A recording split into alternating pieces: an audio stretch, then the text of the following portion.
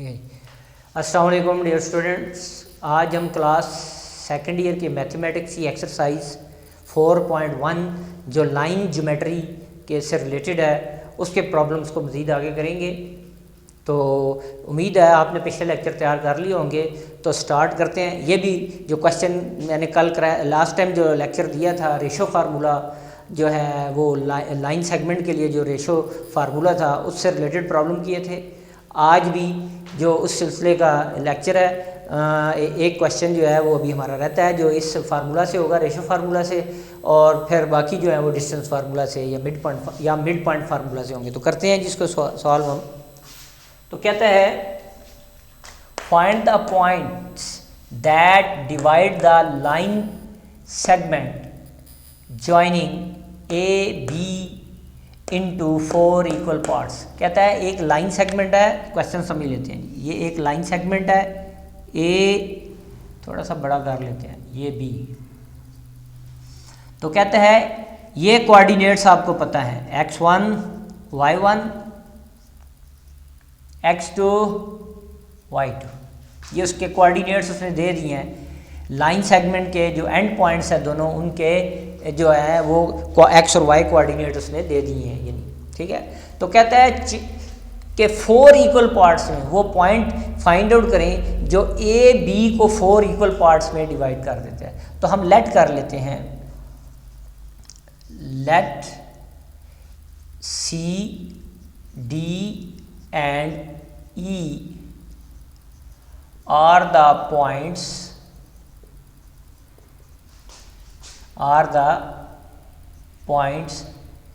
which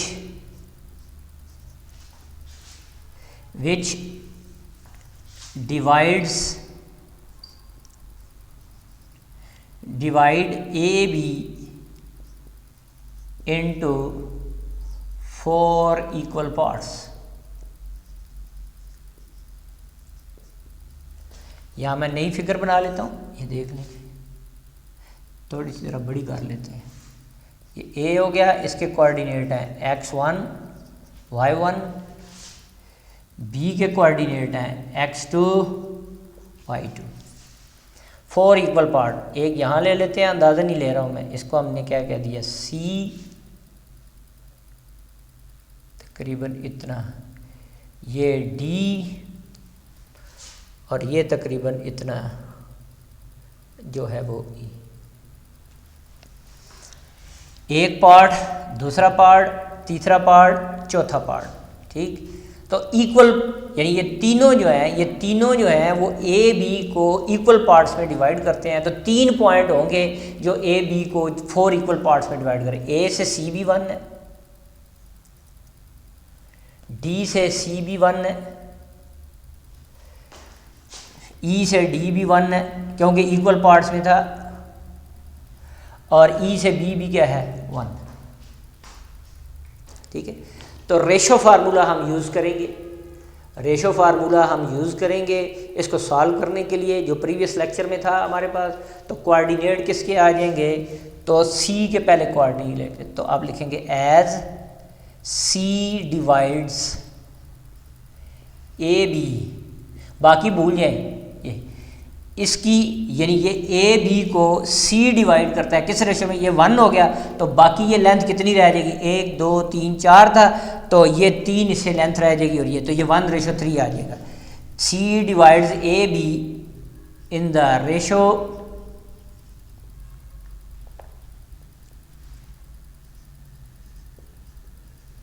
1:3। ये यहाँ से यहाँ तक 1 था, और यहाँ से यहाँ तक 1 2 3, ये लेंथ 3 है, यानी 1:3 बन गई अगर हमने सी के कोऑर्डिनेट निकाले। अगर हमने डी के कोऑर्डिनेट निकालने हैं तो डी मिड में आ जाएगा, डी मिड हो गया किसका, ए बी का। और अगर हमने ई के कोऑर्डिनेट निकालने हैं तो यहाँ से यहाँ तक 3 पार्ट्स हो गए, ये तो 3 रेशो ये 1 आ जाएगा। तो अभी हम करते हैं as C divides A B in the ratio 1:3। तो C किसकी इक्वल हो जाएगा, फार्मूला क्या था, यानी आप समझ लें ये P है, ये Q हो गया, तो क्या आ जाएगा 3 × x1 plus 1 into x2 divided by 1 plus 3। अगला जी, फिर y कोऑर्डिनेट्स के लिए क्या होगा, फिर क्या होगा 3y1 plus 1y2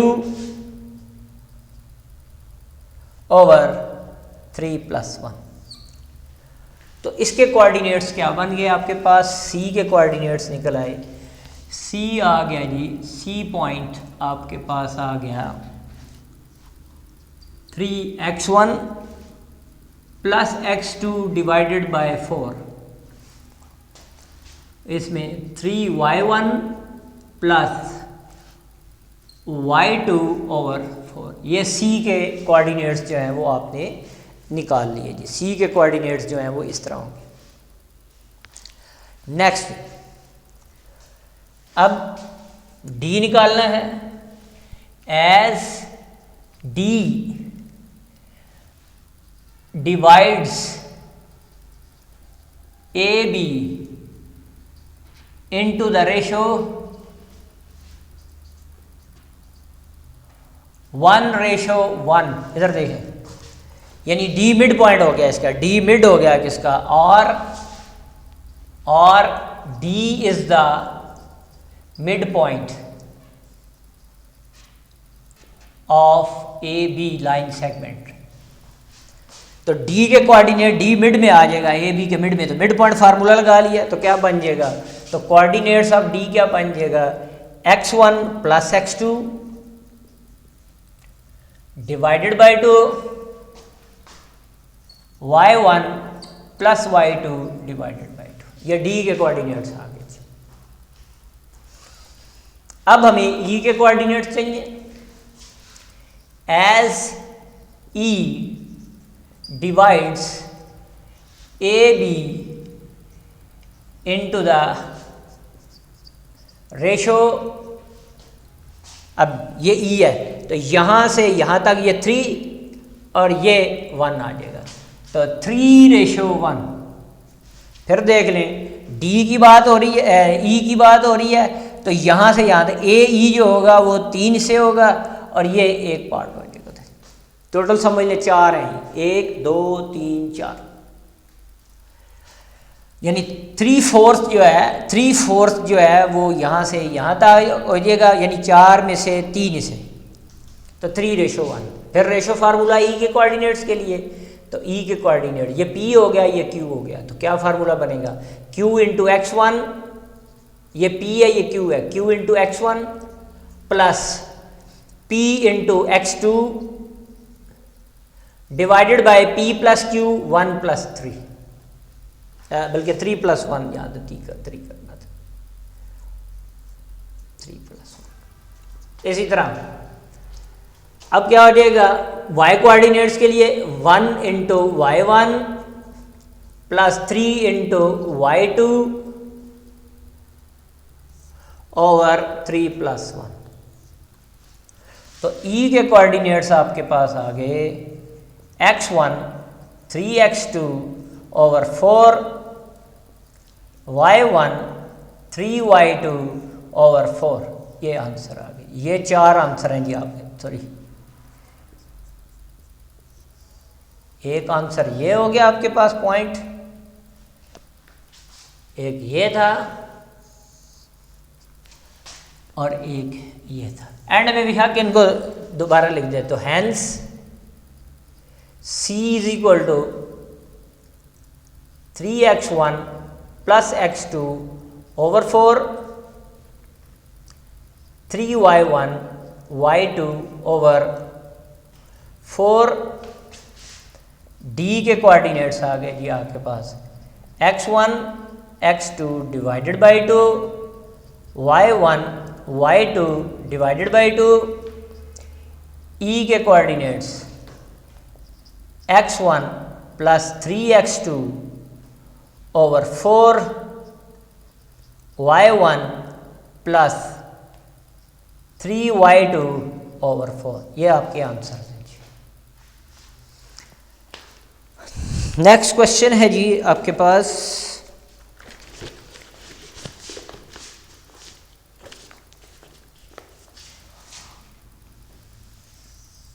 question number 16।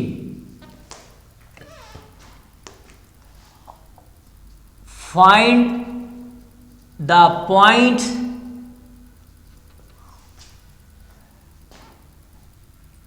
point which is equidistant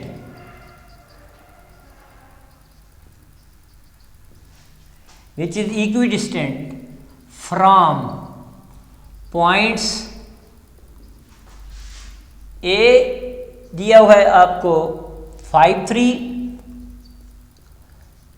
B दिया हुआ है -2, 2, C दिया हुआ है 4 और 2, और कहता है ये फाइंड आउट करना है what is the radius of सर्कमसर्कल।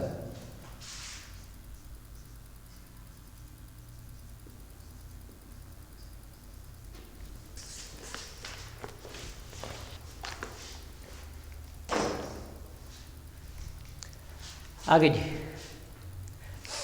पहले तो हम ले लेते हैं अगली बात कहता है वो पॉइंट फाइंड आउट करें जिसका फासला ए, बी और सी से बराबर हो। सबसे पहली बात तो ये आपने फाइंड आउट करना है जी आपने, ठीक है। तो let P into x y is the point which is equidistant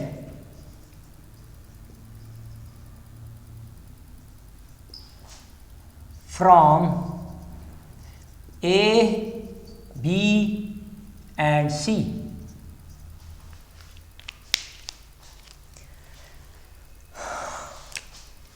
तो डिस्टेंस हम निकाल लेते हैं।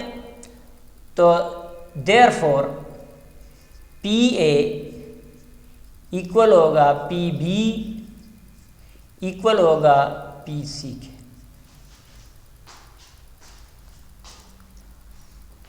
तो PA, पहले हम PA निकालते हैं जी। PA, P और A का डिस्टेंस फार्मूला, P और A का डिस्टेंस फार्मूला x2 यानी 5 माइनस एक्स इसका होल स्क्वायर, P और A का डिस्टेंस निकाल रहे हैं। तो ये x2 हो गया, ये x1 हो गया। तो 5 minus x whole square plus 3 minus y whole square, इसको ओपन करते हैं। PA यह आ जाएगा 25 plus x square minus 10x, और इसको भी ओपन कर दिया 9 plus y square minus 6y। a minus b whole square का a minus b whole square का फार्मूला खोल दिया। PA आपके पास आ गया जी x square plus y square minus 10x minus 6y, और ये 34।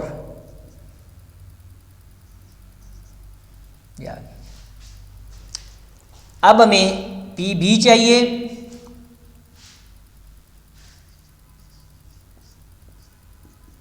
ये भी निकाल लेते हैं हम।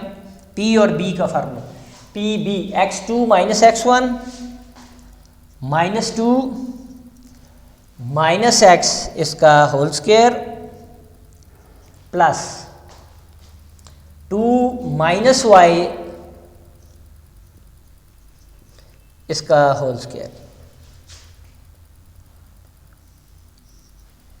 यहां अगर मैं माइनस कॉमन निकाल लूं, ठीक, तो माइनस की पावर इवन होके प्लस हो जाएगा, और ये 2 प्लस एक्स का होल स्क्वायर रह जाएगा। यानी इसको मैंने माइनस कॉमन निकाला, माइनस का भी होल स्क्वायर आएगा तो ये प्लस बन जाएगा, यहाँ 2 प्लस एक्स रह जाएगा, तो इसका स्क्वायर ओपन कर दिया हमने। ये बन जाएगा 4 plus x square plus 4x। ये माइनस कॉमन निकालूंगा ना इसमें से, तो यहाँ 2 प्लस एक्स होगा, माइनस का होल स्क्वायर प्लस हो जाएगा, और अंदर 2 प्लस एक्स का होल स्क्वायर होगा, तो वो ओपन कर दिया। प्लस इसका स्क्वायर ओपन कर दिया 4 plus y square minus 2y, a minus b whole square का फार्मूला ओपन कर दिया। ये बन गया जी आपके पास x square plus y square plus 4x minus 2y, 4 और 4 मिलकर 8 हो गया जी, प्लस 8। ये पी बी आ गया जी आपके पास।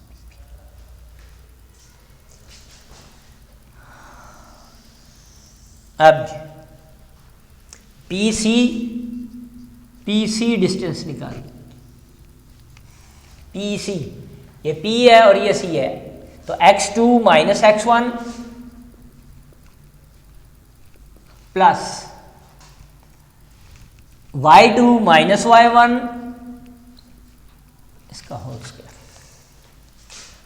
तो P C is equal to open कर दिया 16 plus x square minus 8x, ये 4 plus y square minus 4y। तो पी सी आपके पास आ गया जी x square y square minus 8x minus 4y plus 20। अब ये तीनों बराबर है तो हमें x और y की वैल्यूज निकालनी है, यानी x और ये कोऑर्डिनेट्स चाहिए x और y, पॉइंट P पूरा निकालना है। तो हम कोई से दो बराबर ले, बेशक इसको इसके बराबर ले लें, इसको इसके बराबर ले लें या इसको इसके बराबर ले लें, दो दो करके हम इक्वेशंस बना लेंगे हम। तो आप कहेंगे तो एज पी ए डिस्टेंस बराबर है किसके, पी बी से। ये क्वेश्चन में कंडीशन दी हुई थी कि पॉइंट पी का फासला ए बी और सी से बराबर है, तो P A P B P C के बराबर होगा। तो दो बराबर ले लेते हैं हम। तो यहाँ पर हमने वैल्यू पुट कर दी, इसका दोनों तरफ स्क्वायर ले लेते क्योंकि ये रूट में आ रहे हैं, चलिए अगले स्टेप में करते हैं ये। तो ये बन जाएगा जी आपके पास x square plus y square minus 10x minus 6y plus 34 is equal to P B x square plus y square plus 4x minus 2y और प्लस 8। तो taking square on both sides,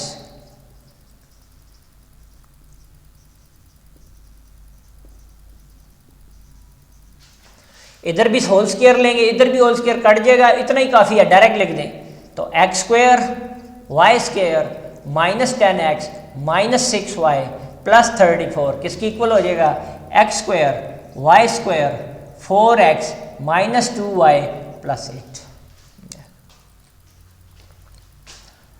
एक साइड पे ले आते हैं constant, एक side variable सारे एक तरफ, x square plus y square minus 10x minus 6y plus 34 minus x square minus y square minus 4x plus 2y minus 8। इस सारे को उठा के इधर ले आए, plus x square minus x square से कैंसिल हो गया, plus y square minus y square से कैंसिल हो गया। ठीक है जी। अब माइनस 10x और minus 4x minus 14x minus 6y plus 2y, तो माइनस 4y, 6 में से 2 निकाल दिया 4। अब जी ये 34 है और ये क्या कहते हैं 20, ये 8 है, तो 34 में से 8 निकाल दिए तो कितना बन गया, प्लस 26 इक्वल टू 0।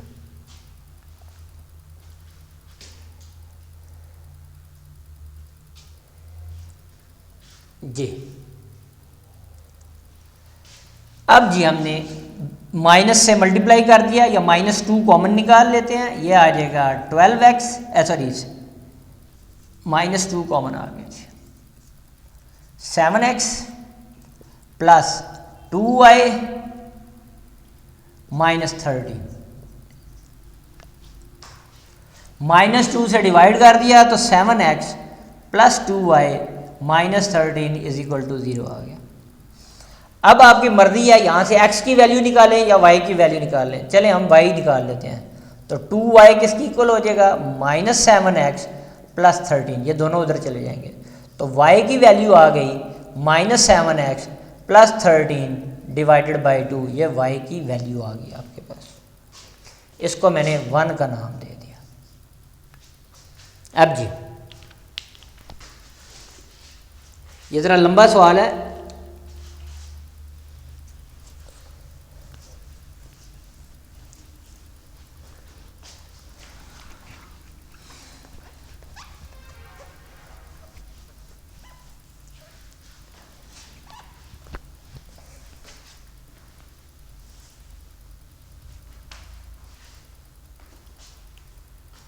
देखें।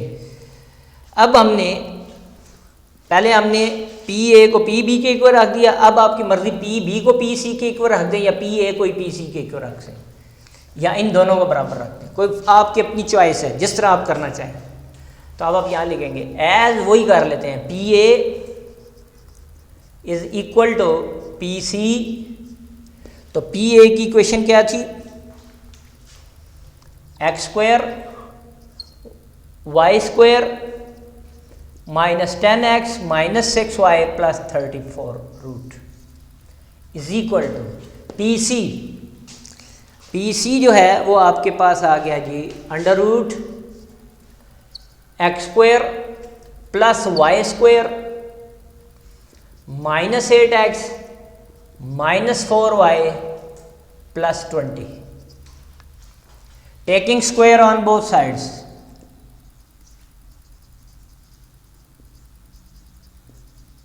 बोथ साइड्स डायरेक्टली लिख देता हूँ, स्क्वायर लेंगे रूट कैंसिल हो जाएगा, तो क्या रह जाएगा x² y² -10x -6y + 34 x² + y² -8x -4y + 20। एक साइड पे ले हैं सारे, x² y² -10x -6y + 34 -x² -y² + 8x + 4y -20 is equal to 0।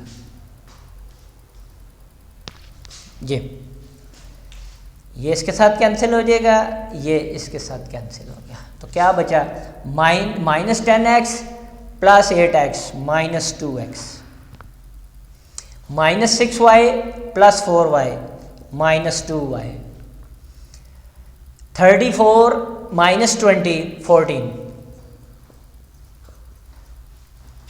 -2 common x + y -7 is equal to 0, divide कर दिया तो x + y -7 is equal to 0। यहाँ से भी y निकाल लिया, y is equal to -x + 7, ये दोनों उधर ले गए जी, इसको मैंने 2 का नाम दे दिया। अब कंपेयरिंग 1 और 2, तो क्या बन जाएगा, इसको ये भी y के इक्वल था, ये भी y के इक्वल है, तो क्या हो गया आपके पास -x + 7 किसके बराबर हो गया, इसके बराबर -7x + 13 डिवाइडेड बाई 2 के, इसके नीचे 1 कर दिया।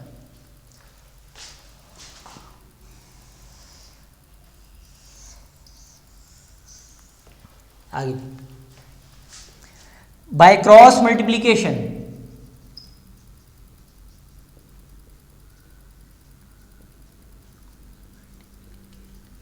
क्रॉस मल्टीप्लिकेशन कर दिया जी, 2 को इसके साथ -7x + 13 -2x + 14 -7x + 13, x वाले एक साइड पे -2x + 7x 13 -14, 7 में से 2 निकाल दिया तो 5 आ जाएगा, 14 में से 13 निकाल दिया -1 आ गया, तो x की वैल्यू -1/5 आ गई। x की वैल्यू नंबर में आपके पास निकल आई -1/5 आ गया जी आपके पास x की वैल्यू। अच्छा, फिर हम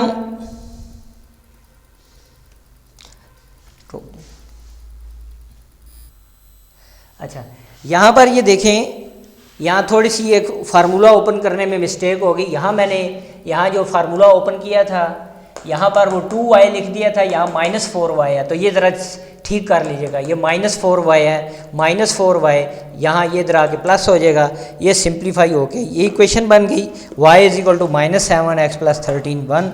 अब हम इसके साथ कंपेयर कर लेंगे जी। यहाँ से ये जो इक्वेशन हमने बनाई थी 2 को रख के, ये यहाँ से y की वैल्यू इसके इक्वल आ गई। अब उन दोनों को 1 और 2 को कंपेयर करेंगे तो -x + 7 इक्वल हो गया -7x + 13 आ गया जी आपके पास। तो इनको इक्वल रख लिया, इसको इधर ले आए, -x + 7x = 13, ये 7 इधर आके -7, तो 7 में से 1 निकाल दिया तो -6x = 6, तो डिवाइड कर दिया 6/-6, तो x की वैल्यू -1 आ गई जी। x की वैल्यू आपके पास -1 आ गई जी। तो यहाँ पर भी जो है -4y, ठीक है, ये आ गया जी x + y, y को -x + 7, तो -x + 7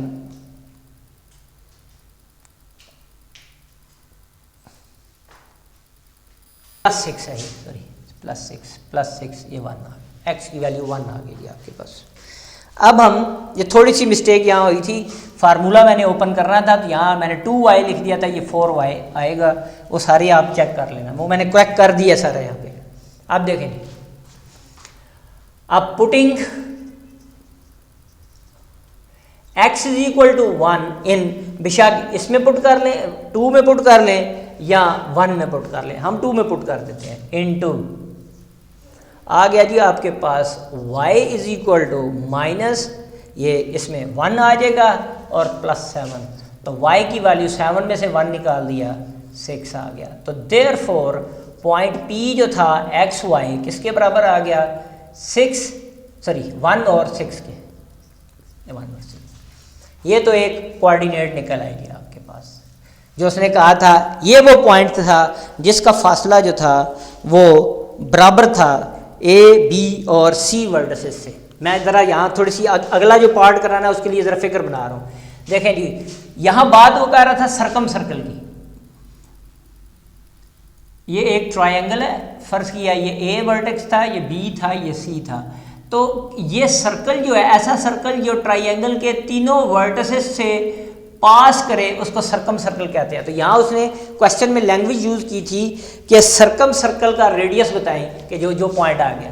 तो ये समझ लें वो पॉइंट था P जिसका फासला C से, A से और B से बराबर है। तो अब आपने सर्कम सर्कल का ये, यानी ये जो P आया ये सर्कम सर्कल का क्या हो गया, सेंटर हो गया। ऐसा सर्कल जो ट्रायंगल के तीनों वर्टिसेस में से पास करे उसको सर्कम सर्कल कहते हैं, और यहाँ पर जो पॉइंट होगा वो इसका सेंटर होगा, P पॉइंट ये जो निकला था, इसका फासला A से, B से और C से बराबर है। अब कह रहा था कि रेडियस निकालें, तो इसका रेडियस कहीं भी ले लें, PC भी रेडियस है, PA भी रेडियस है और PB भी रेडियस है। तो as PA PB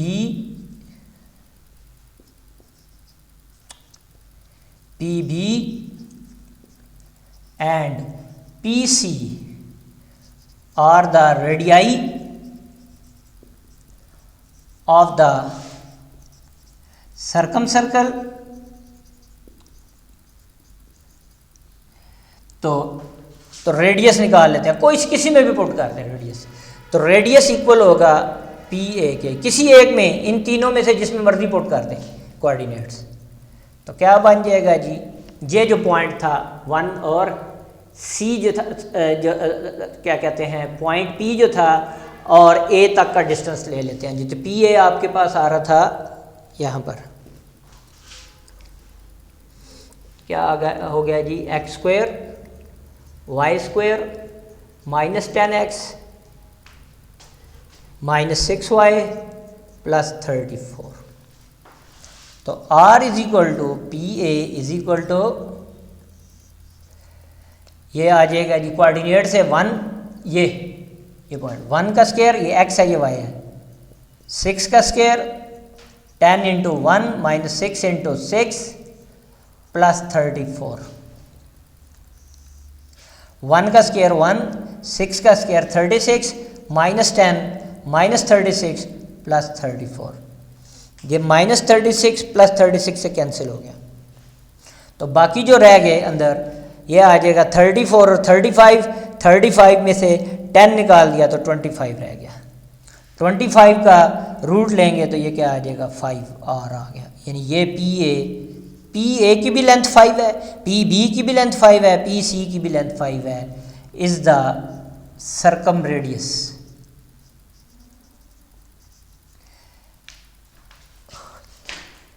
length of, बल्कि कह लें length of circum radius is the length of circum radius।